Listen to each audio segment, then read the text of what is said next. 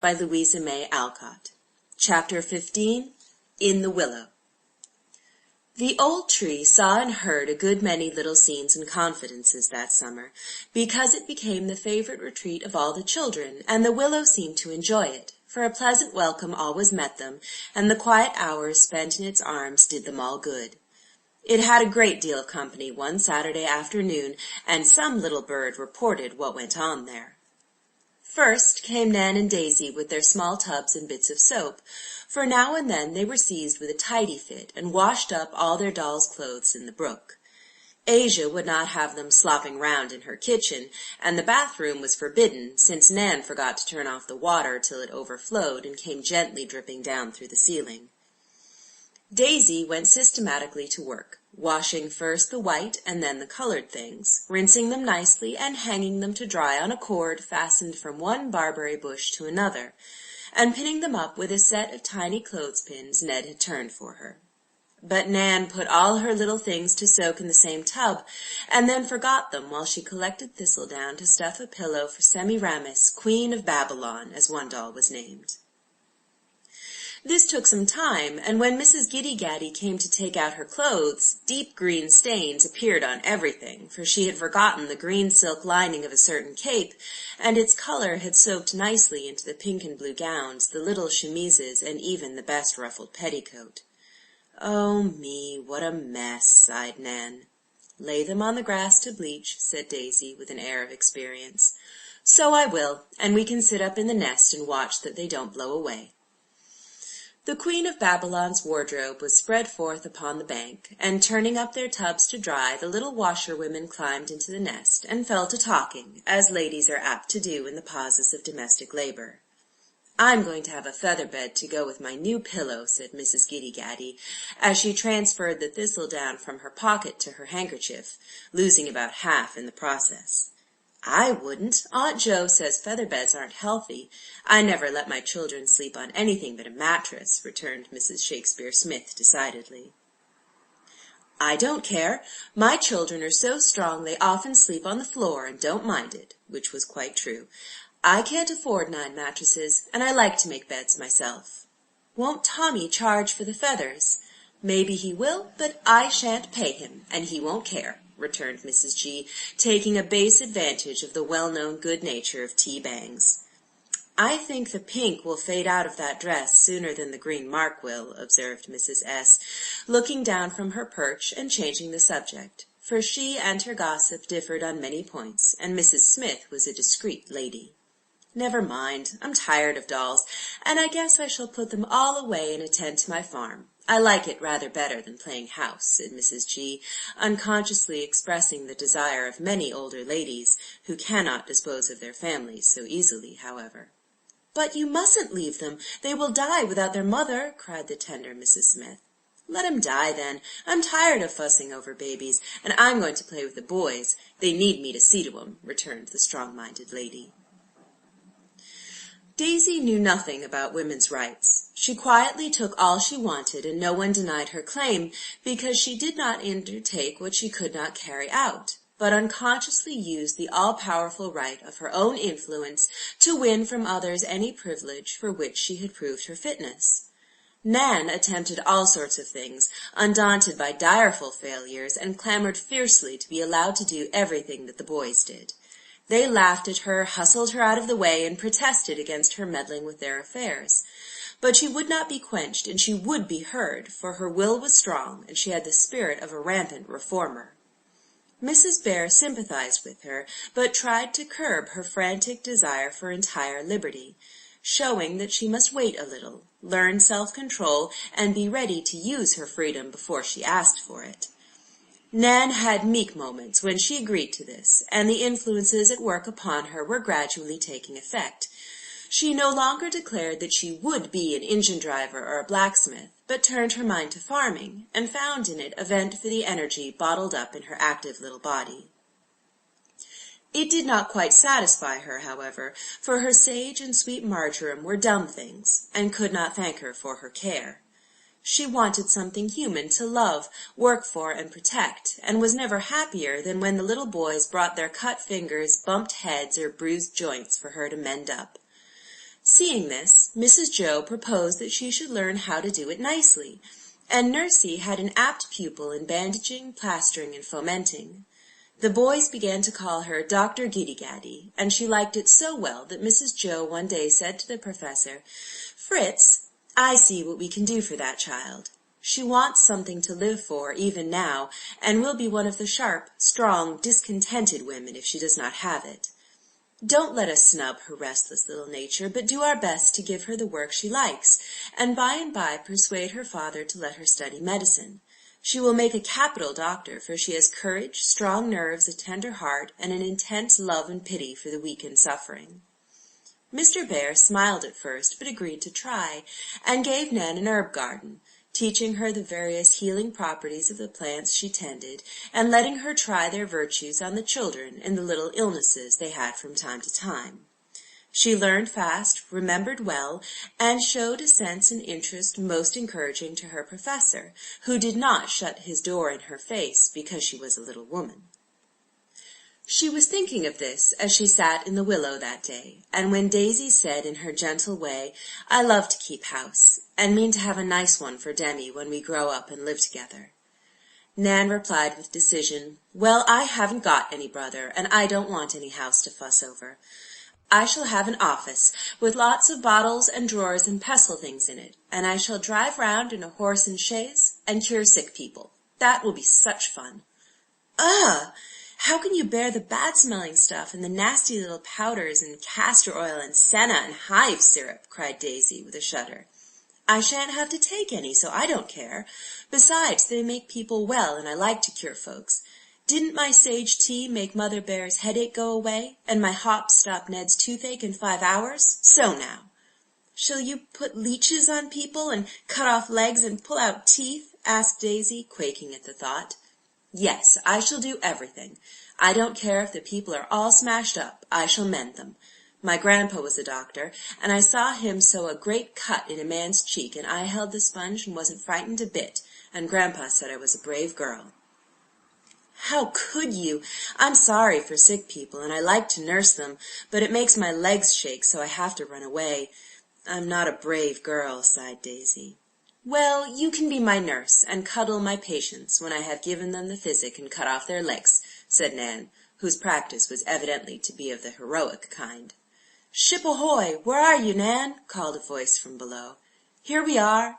"Aye, aye," said the voice, and Emile appeared, holding one hand in the other, with his face puckered up as if in pain. "Oh, what's the matter?" cried Daisy anxiously. "A confounded splinter in my thumb. Can't get it out. Take a pick at it, will you, Nanny?" "It's in very deep, and I haven't got any needles," said Nan, examining a tarry thumb with interest. "Take a pin," said Emile in a hurry. "No, it's too big, and hasn't got a sharp point." Here Daisy, who had dived into her pocket, presented a neat little housewife with 4 needles in it. "You are the posy who always has what we want," said Emile, and Nan resolved to have a needle-book in her own pocket henceforth, for just such cases as this were always occurring in her practice. Daisy covered her eyes, but Nan probed and picked with a steady hand, while Emile gave directions not down in any medical work or record. "Starboard now! Steady, boys, steady! Try another tack! Heave-ho! There she is!" "Suck it," ordered the doctor, surveying the splinter with an experienced eye. "Too dirty," responded the patient, shaking his bleeding hand. "Wait, I'll tie it up if you've got a handkerchief." "Haven't. Take one of those rags down there." "Gracious, no, indeed, they are doll's clothes," cried Daisy indignantly. "Take one of mine. I'd like to have you," said Nan. And swinging himself down, Emile caught up the first rag he saw. It happened to be the frilled skirt, but Nan tore it up without a murmur, and when the royal petticoat was turned into a neat little bandage, she dismissed her patient with the command, "Keep it wet and let it alone. Then it will heal right up and not be sore." "What do you charge?" asked the Commodore, laughing. "Nothing. I keep a dispensary. That's a place where poor people are doctored free gratis for nothing," explained Nan with an air. "Thank you, Dr. Giddy-Gaddy. I'll always call you in when I come to grief." And Emile departed, but looked back to say, for one good turn deserves another, "Your duds are blowing away, doctor." Forgiving the disrespectful word duds, the ladies hastily descended, and gathering up their wash, retired to the house to fire up the little stove and go to ironing. A passing breath of air shook the little willow, as if it laughed softly at the childish chatter which went on in the nest, and it had hardly composed itself when another pair of birds alighted for a confidential twitter.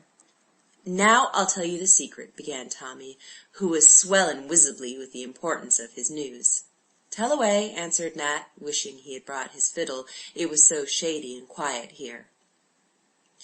"Well, we fellows were talking over the late interesting case of circumstantial evidence," said Tommy, quoting at random from a speech Franz had made at the club, "and I proposed giving Dan something to make up for our suspecting him, to show our respect and so on, you know, something handsome and useful that he could keep always and be proud of. What do you think we chose?" "A butterfly net. He wants one ever so much," said Nat, looking a little disappointed, for he meant to get it himself. "No, sir, it's to be a microscope, a real swell one, that we can see what-d'ye-call-ems in water with, and stars and ants' eggs and all sorts of games, you know. Won't it be a jolly good present?" said Tommy, rather confusing microscopes and telescopes in his remarks. "Tip-top! I'm so glad! Won't it cost a heap, though?" cried Nat, feeling that his friend was beginning to be appreciated. "Of course it will, but we're all going to give something. I headed the paper with my $5, for if it is done at all, it must be done handsome." "What! All of it? I never did see such a generous chap as you are," and Nat beamed upon him with sincere admiration. "Well, you see, I've been so bothered with my property that I'm tired of it, and don't mean to save up any more, but give it away as I go along, and then nobody will envy me or want to steal it, and I shan't be suspecting folks and worrying about my old cash," replied Tommy, on whom the cares and anxieties of a millionaire weighed heavily. "Will Mr. Bear let you do it? He thought it was a first-rate plan, and said that some of the best men he knew preferred to do good with their money instead of laying it up to be squabbled over when they died. Your father is rich. Does he do that way?" "I'm not sure. He gives me all I want, I know that much. I'm going to talk to him about it when I go home. Anyhow, I shall set him a good example." And Tommy was so serious that Nat did not dare to laugh, but said respectfully, "You will be able to do ever so much with your money, won't you?" "So Mr. Bear said, and he promised to advise me about useful ways of spending it." "I'm going to begin with Dan, and next time I get $1 or so I shall do something for Dick. He's such a good little chap, and only has a cent a week for pocket money. He can't earn much, you know, so I'm going to kind of see to him." And good-hearted Tommy quite longed to begin. "I think that's a beautiful plan, and I'm not going to try to buy a fiddle any more. I'm going to get Dan his net all myself, and if there is any money left, I'll do something to please poor Billy. He's fond of me, and though he isn't poor, he'd like some little thing from me, because I can make out what he wants better than the rest of you." And Nat fell to wondering how much happiness could be got out of his precious $3. "So I would. Now come and ask Mr. Bear if you can't go in town with me on Monday afternoon, so you can get the net while I get the microscope. Franz and Emil are going too, and we'll have a jolly time larking round the shops." The lads walked away arm in arm, discussing the new plans with droll importance, yet beginning already to feel the sweet satisfaction which comes to those who try, no matter how humbly, to be earthly providences to the poor and helpless, and gild their mite with the gold of charity before it is laid up where thieves cannot break through and steal. "Come up and rest while we sort the leaves. It's so cool and pleasant here," said Demi, as he and Dan came sauntering home from a long walk in the woods. "All right," answered Dan, who was a boy of few words, and up they went. "What makes birch leaves shake so much more than the others?" asked inquiring Demi, who was always sure of an answer from Dan. "They're hung differently. Don't you see the stem where it joins the leaf is sort of pinched one way, and where it joins the twig it's pinched another? This makes it waggle with the least bit of wind, but the elm leaves hang straight and keep stiller." "How curious! Will this do so?" And Demi held up a sprig of acacia, which he had broken from a little tree on the lawn, because it was so pretty. "No, that belongs to the sort that shuts up when you touch it. Draw your finger down the middle of the stem and see if the leaves don't curl up," said Dan, who was examining a bit of mica. Demi tried it, and presently the little leaves did fold together, till the spray showed a single instead of a double line of leaves. "I like that. Tell me about the others. What do these do?" asked Demi, taking up a new branch. "Feed silkworms. They live on mulberry leaves, till they begin to spin themselves up. I was in a silk factory once, and there were rooms full of shelves all covered with leaves, and worms eating them so fast that it made a rustle. Sometimes they eat so much they die. Tell that to Stuffy." And Dan laughed as he took up another bit of rock with a lichen on it. "I know one thing about this mullein leaf. The fairies use them for blankets," said Demi, who had not quite given up his faith in the existence of the little folk in green. "If I had a microscope, I'd show you something prettier than fairies," said Dan, wondering if he should ever own that coveted treasure. "I knew an old woman who used mullein leaves for a nightcap because she had face-ache. She sewed them together and wore it all the time." "How funny! Was she your grandmother?" "Never had any. She was a queer old woman, and lived alone in a little tumble-down house with 19 cats. Folks called her a witch, but she wasn't, though she looked like an old rag-bag. She was real kind to me when I lived in that place, and used to let me get warm at her fire when the folks at the poorhouse were hard on me." "Did you live in a poorhouse?" "A little while. Never mind that. I didn't mean to speak of it." And Dan stopped short in his unusual fit of communicativeness. "Tell about the cats, please," said Demi, feeling that he had asked an unpleasant question and sorry for it. "Nothing to tell, only she had a lot of 'em and kept 'em in a barrel nights, and I used to go and tip over the barrel sometimes and let 'em out all over the house, and then she'd scold and chase 'em and put 'em in again, spitting and yowling like fury." "Was she good to them?" asked Demi, with a hearty child's laugh, pleasant to hear. "Yes, she was. Poor old soul, she took in all the lost and sick cats in the town, and when anybody wanted one they went to Marm Weber, and she let 'em pick any kind and color they wanted, and only asked 9d. She was glad to have her pussies get a good home." "I should like to see Marm Weber. Could I, if we went to that place?" "She's dead. All my folks are," said Dan briefly. "I'm sorry." And Demi sat silent a minute, wondering what subject would be safe to try next.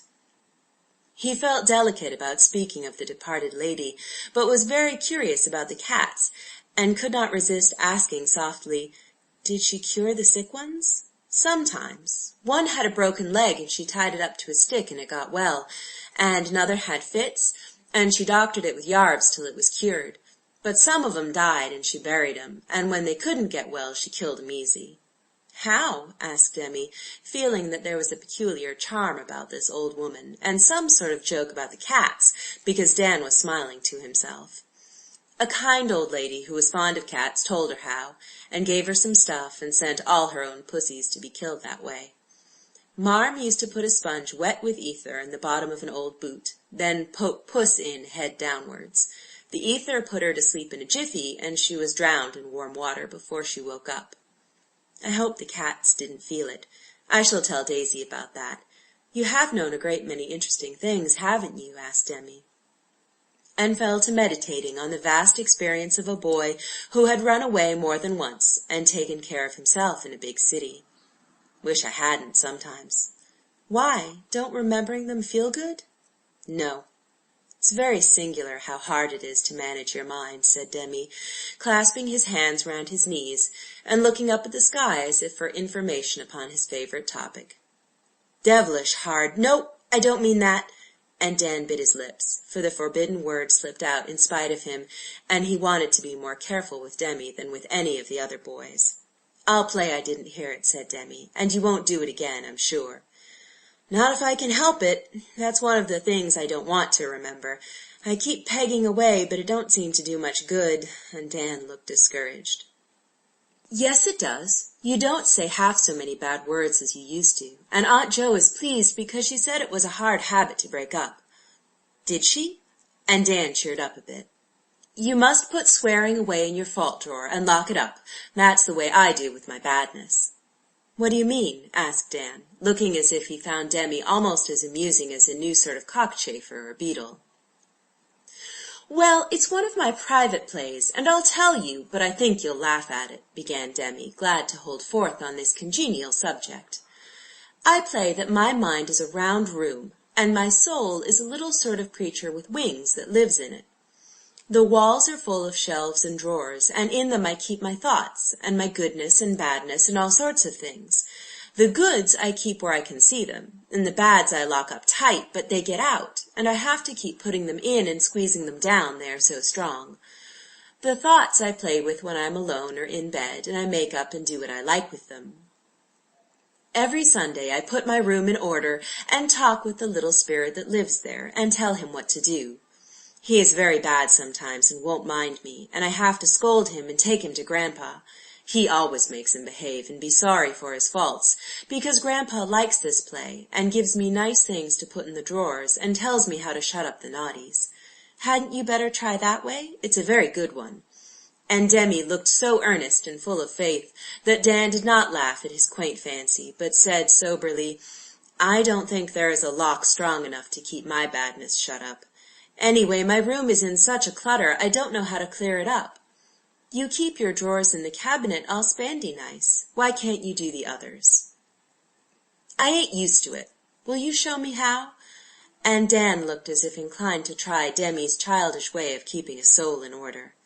"I'd love to, but I don't know how except to talk as Grandpa does. I can't do it good like him, but I'll try. Don't tell anyone, only now and then we'll come here and talk things over, and I'll pay you for it by telling all I know about my sort of things. Will that do?" And Dan held out his big, rough hand. Demi gave his smooth little hand readily, and the league was made, for in the happy, peaceful world where the younger boy lived, lions and lambs played together, and little children innocently taught their elders. "Hush," said Dan, pointing toward the house, as Demi was about to indulge in another discourse on the best way of getting badness down and keeping it down. And peeping from their perch, they saw Mrs. Joe strolling slowly along, reading as she went, while Teddy trotted behind her, dragging a little cart upside down. "Wait till they see us," whispered Demi, and both sat still as the pair came nearer. Mrs. Joe so absorbed in her book that she would have walked into the brook if Teddy had not stopped her by saying, "Mar, I want to fiss." Mrs. Joe put down the charming book which she had been trying to read for a week, and looked about her for a fishing pole, being used to making toys out of nothing. Before she had broken one from the hedge, a slender willow bough fell at her feet, and looking up she saw the boys laughing in the nest. "Up, up!" cried Teddy, stretching his arms and flapping his skirts as if about to fly. "I'll come down and you come up. I must go to Daisy now." And Demi departed to rehearse the tale of the 19 cats, with the exciting boot and barrel episodes. Teddy was speedily whisked up, and then Dan said, laughing, "Come too, there's plenty of room. I'll lend you a hand." Mrs. Joe glanced over her shoulder, but no one was in sight, and rather liking the joke of the thing, she laughed back, saying, "Well, if you won't mention it, I think I will," and with 2 nimble steps was in the willow.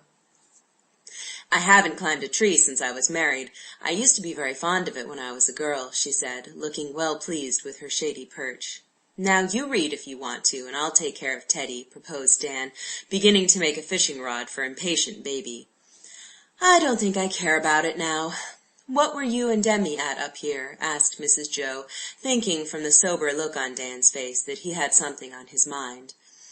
"Oh, we were talking. I'd been telling him about leaves and things, and he was telling me some of his queer plays. Now then, Major, fish away." And Dan finished off his work by putting a big blue fly on the bent pin which hung at the end of the cord he had tied to the willow rod.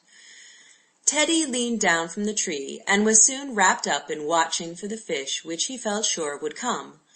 Dan held him by his little petticoats, lest he should take a header into the brook, and Mrs. Joe soon won him to talk by doing so herself. "I am so glad you told Demi about leaves and things. It is just what he needs, and I wish you would teach him and take him to walk with you." "I'd like to, he's so bright, but—" "But what?" "I didn't think you'd trust me." "Why not?" "Well, Demi is so kind of precious and so good, and I'm such a bad lot, I thought you'd keep him away from me." "But you're not a bad lot, as you say, and I do trust you, Dan, entirely, because you honestly try to improve, and do better and better every week." "Really?" And Dan looked up at her with the cloud of despondency lifting from his face. "Yes, don't you feel it?" I hoped so, but I didn't know. I have been waiting and watching quietly, for I thought I'd give you a good trial first, and if you stood it, I would give you the best reward I had. You have stood it well, and now I'm going to trust not only Demi, but my own boy to you, because you can teach them some things better than any of us. Can I? And Dan looked amazed at the idea. Demi has lived among older people so much that he needs just what you have, knowledge of common things, strength and courage. He thinks you are the bravest boy he ever saw, and admires your strong way of doing things. Then you know a great deal about natural objects, and can tell him more wonderful tales of birds and bees and leaves and animals than his storybooks give him, and being true, these stories will teach and do him good. Don't you see now how much you can help him, and why I like to have him with you? But I swear sometimes, and might tell him something wrong. I wouldn't mean to, but it might slip out, just as Devil did a few minutes ago, said Dan, anxious to do his duty and let her know his shortcomings. I know you try not to say or do anything to harm the little fellow, and here is where I think Demi will help you, because he is so innocent and wise in his small way, and has what I am trying to give you, dear, good principles. It is never too early to try and plant them in a child, and never too late to cultivate them in the most neglected person. You are only boys yet. You can teach one another. Demi will unconsciously strengthen your moral sense. You will strengthen his common sense, and I shall feel as if I had helped you both. Words could not express how pleased and touched Dan was by this confidence and praise. No one had ever trusted him before. No one had cared to find out and foster the good in him. And no one had suspected how much there was hidden away in the breast of the neglected boy, going fast to ruin, yet quick to feel and value sympathy and help. No honor that he might earn hereafter would ever be half so precious as the right to teach his few virtues and small store of learning to the child whom he most respected, and no more powerful restraint could have been imposed upon him than the innocent companion confided to his care. He found courage now to tell Mrs. Joe of the plan already made with Demi, and she was glad that the first step had been so naturally taken. Everything seemed to be working well for Dan, and she rejoiced over him because it had seemed a hard task, yet working on with a firm belief in the possibility of reformation in far older and worse subjects than he, there had come this quick and hopeful change to encourage her. He felt that he had friends now, and a place in the world, something to live and work for, and, though he said little, all that was best and bravest in a character made old by a hard experience responded to the love and faith bestowed on him, and Dan's salvation was assured. Their quiet talk was interrupted by a shout of delight from Teddy, who, to the surprise of everyone, did actually catch a trout where no trout had been seen for years. He was so enchanted with his splendid success that he insisted on showing his prize to the family before Asia cooked it for supper. So the three descended and went happily away together, all satisfied with the work of that half-hour. Ned was the next visitor to the tree, but he only made a short stay, sitting there at his ease while Dick and Dolly caught a pailful of grasshoppers and crickets for him. He wanted to play a joke on Tommy, and intended to tuck up a few dozen of the lively creatures in his bed, so that when Bangs got in he would speedily tumble out again, and pass a portion of the night in chasing hoppergrasses round the room. The hunt was soon over, and having paid the hunters with a few peppermints apiece, Ned retired to make Tommy's bed. For an hour the old willow sighed and sung to itself, talked with the brook, and watched the lengthening shadows as the sun went down. The first rosy color was touching its graceful branches when a boy came stealing up the avenue, across the lawn, and spying Billy by the brookside, went to him, saying in a mysterious tone, "Go and tell Mr. Bear I want to see him down here, please. Don't let anyone hear." Billy nodded and ran off, while the boy swung himself up into the tree and sat there looking anxious, yet evidently feeling the charm of the place and the hour. In 5 minutes Mr. Bear appeared, and stepping up on the fence, leaned into the nest, saying kindly, "I'm glad to see you, Jack, but why not come in and meet us all at once?" "I wanted to see you first, please, sir. Uncle made me come back. I know I don't deserve anything, but I hope the fellows won't be hard upon me." Poor Jack did not get on very well, but it was evident that he was sorry and ashamed, and wanted to be received as easily as possible, for his uncle had thrashed him well and scolded him soundly for following the example he himself set. Jack had begged not to be sent back, but the school was cheap, and Mr. Ford insisted, so the boy returned as quietly as possible and took refuge behind Mr. Bear. "I hope not, but I can't answer for them, though I will see that they are not unjust. I think as Dan and Nat have suffered so much being innocent, you should suffer something being guilty, don't you?" asked Mr. Bear, pitying Jack, yet feeling he deserved punishment for a fault which had so little excuse. "I suppose so, but I sent Tommy's money back, and I said I was sorry. Isn't that enough?" said Jack, rather sullenly, for the boy who could do so mean a thing was not brave enough to bear the consequences well. "No. I think you should ask pardon of all three boys, openly and honestly. You cannot expect them to respect and trust you for a time, but you can live down this disgrace if you try, and I will help you. Stealing and lying are detestable sins, and I hope this will be a lesson to you. I'm glad you are ashamed. It's a good sign. Bear it patiently, and do your best to earn a better reputation." "I'll have an auction, and sell off all my goods dirt cheap," said Jack, showing his repentance in the most characteristic way. "I think it would be better to give them away, and begin on a new foundation. Take 'Honesty is the best policy' for your motto, and live up to it in act and word and thought, and though you don't make a cent of money this summer, you will be a rich boy in the autumn," said Mr. Bear earnestly. It was hard, but Jack consented, for he really felt that cheating didn't pay, and wanted to win back the friendship of the boys. His heart clung to his possessions, and he groaned inwardly at the thought of actually giving away certain precious things. Asking pardon publicly was easy compared to this, but then he began to discover that certain other things, invisible but most valuable, were better property than knives, fishhooks, or even money itself. So he decided to buy up a little integrity, even at a high price, and secure the respect of his playmates, though it was not a saleable article. "Well, I'll do it," he said, with a sudden air of resolution, which pleased Mr. Bear. "Good, and I'll stand by you. Now come, and begin at once." And Father Bear led the bankrupt boy back into the little world, which received him coldly at first, but slowly warmed to him, when he showed that he had profited by the lesson, and was sincerely anxious to go into a better business with a new stock in trade. End of chapter 15.